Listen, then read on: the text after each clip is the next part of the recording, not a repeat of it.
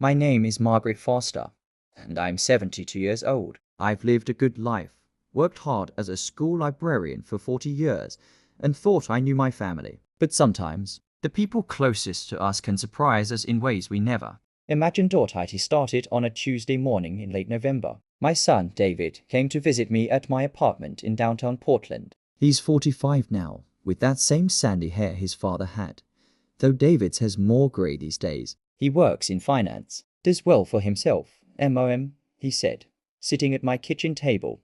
I need to talk to you about something important.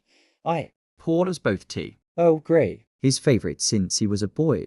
What is it, sweetheart? He looked uncomfortable, kept glancing at his wife Sarah's photo on my mantel. They'd been married 20 years. I thought they were happy. Sarah and I are taking a trip, he said slowly. To the Maldives. 2 weeks. We need time to reconnect. I smiled. That sounds wonderful, David. Then he said something that made my blood run cold. We're going to need some money, for the trip and for when we get back. Things have been tight.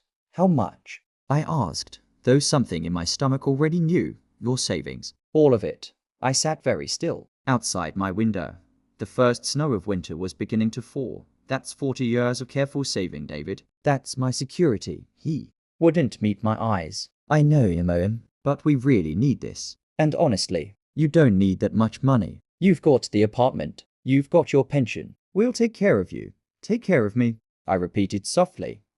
Yeah, actually, I've been thinking. That cabin Dad left you, the one up in the mountains, you should stay there for a while. Get away from the city. It's peaceful. There's firewood stacked. I put food in the pantry. Last week, enough for 2 weeks. Something was very wrong. David had never cared about that cabin. Hadn't visited it once since his father died 5 years ago. David, the cabin is 200 kilometers from here. From my doctors. From my friends. It'll be good for you, A retreat. Time to think. That's when I understood. He didn't want me around. Didn't want me asking questions about where my money was really going. But I'm old, not stupid. All right, I said quietly. I'll go to the cabin. And yes, you can have access to my savings account. The relief on his face should have made me angrier. Instead, it just made me sad. He drove me up there that very afternoon. Barely spoke during the drive. When we arrived, the cabin was dark and cold. Snow was falling heavier now. There's everything you need, he said, already backing toward his car. Firewood, food, your phone's inside on the counter. Thank you, David, I said. He hesitated. For just a moment, I saw the little boy who used to hold my hand crossing streets. Then it was gone. See you in 2 weeks, I watched his taillights disappear down the mountain road. Then I smiled. You see, I'd made some calls before we left. And I'd done something David didn't know about. I walked into the cabin. It was cold, yes, but not empty. Did it work? Asked my attorney, Patricia Chern, coming out of the bedroom. She was 50, sharp as a tack, and had been my lawyer for 20 years, like a charm. I said Patricia had helped me move my savings that very morning, every penny, into a new account David couldn't access. We'd also changed the locks on my apartment and alerted the building security. But I wasn't done. Over the next 3 days, Patricia and I made ourselves comfortable. In the cabin, we built fires, cooked meals, and we made more calls. Turns out, David and Sarah weren't going to the Maldives at all. They were going to the Maldives with David's secretary, Linda. Sarah didn't even know. David had been planning to take my money, divorce Sarah, and start a new life. Patricia's investigator found everything. The secret apartment David was renting, the engagement ring he'd bought for Linda, the forged documents he'd prepared to get power of attorney over my finances. But here's what David didn't know about me. I may be a retired librarian, but I come from tough stock. My mother survived the Depression. My grandmother homesteaded in Montana. Foster women don't give up, and we don't forgive betrayal easily. On day 4, I called Sarah, told her everything. She was devastated, of course, but she was also angry. Good. Anger is useful. On day 7, I called David. He answered immediately. Are you okay? I've been worried. I tried calling, but your phone wasn't working. My phone works. Fine, David. I just didn't want to talk to you. Silence. I know about Linda, I said quietly. I know about the apartment. I know what you were planning to do with my money. More silence. Then, I can explain. No, David, you can listen. Your father and I raised you better than this. We taught you about honor, about family, about loyalty. MOM. Please, I'm not finished. Your wife knows everything. She's filed for divorce, and she's getting a very good attorney. Patricia Chen. I believe you've heard of her. I could almost hear him panicking through the phone. As for my money, I continued, you will never see a penny. I've moved it all, changed all my locks. You are no longer on any of my accounts or documents.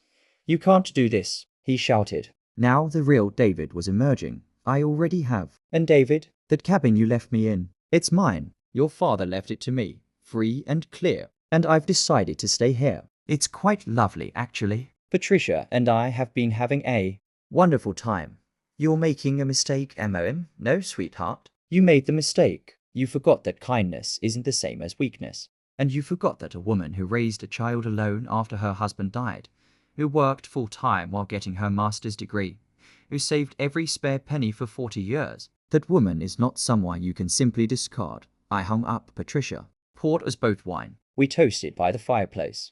2 weeks later, I returned to Portland. My apartment was secure. My money was safe. Sarah had moved into a nice place of her own and was already looking happier. David, he lost everything. Sarah got half of his assets in the divorce. Linda left him when she realized he had no money. He had to move into a small rental. I didn't feel guilty, but I didn't feel satisfied either, because here's what I learned at 72 years old.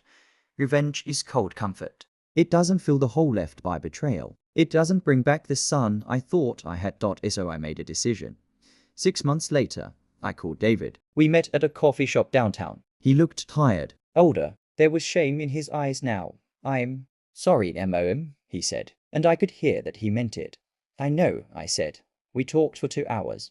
About his father's death, about the pressure he'd felt to be successful, about how he'd made terrible choices when he felt desperate, about how he'd justified hurting the people who loved him most. I didn't forgive him that day. Forgiveness takes time. But I told him something important. You can't undo what you've done, David. But you can decide who you're going to be from here forward. That's always your choice, he cried. Grown man, crying in a coffee shop, and I held his hand the way I did when he was small. Today, David and I have coffee once a month. He's in therapy, working on himself. He got a new job, paying less but more honest. He's volunteering at a youth center, teaching kids about financial literacy. He'll never get my money. That bridge is burned, but maybe slowly we can build something new, because here's what 72 years has taught me. People are complicated. They can hold both goodness and selfishness. They can betray you and still be worth loving. Though that love must be tempered with wisdom. The cabin. I kept it. Patricia and I go up there sometimes. It's peaceful. And I smile when I think about those days when David thought he'd outsmarted me. When he thought age made me vulnerable. I'm not vulnerable. I'm experienced, and there's a difference.